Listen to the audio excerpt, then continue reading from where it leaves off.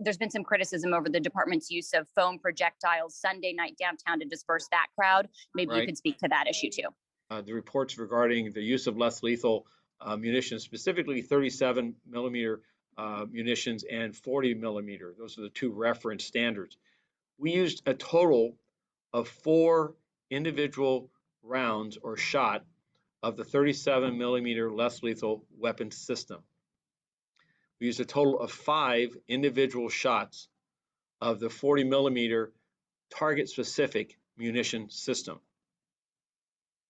This was over a course of 3 hours involving hundreds of demonstrators or protesters or individuals that at times were throwing rocks and other projectiles, including pyrotechnics, towards officers that were damaging and created tens of thousands of dollars of damage to property involving 2 MTA buses, 19 instances of vandalism to businesses, 1 business that was broken into and looted. And in that entire ordeal, as officers defended themselves and also dispersed unruly crowds who refused to leave areas after unlawful assemblies were declared and continued in their violent actions, the department and its efforts to restore control and order resorted to those two types of weapon systems at that very limited basis.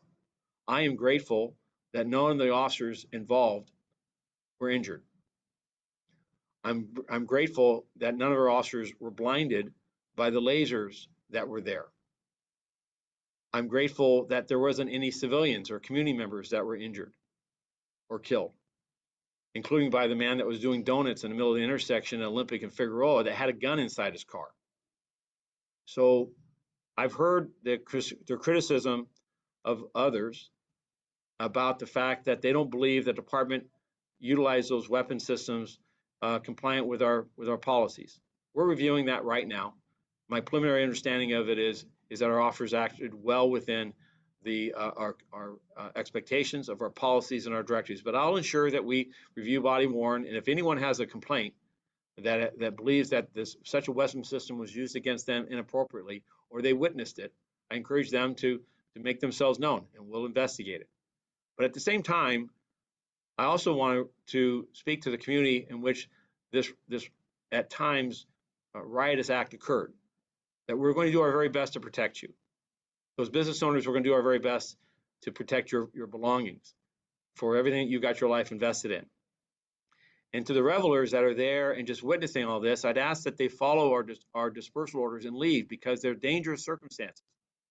And we can see very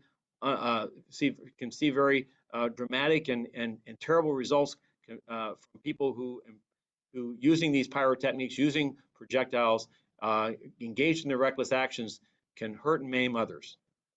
And so with this, again, no use of force that police ever use is pretty. No use of force that police ever use is going to look to an uninformed eye as necessarily needed.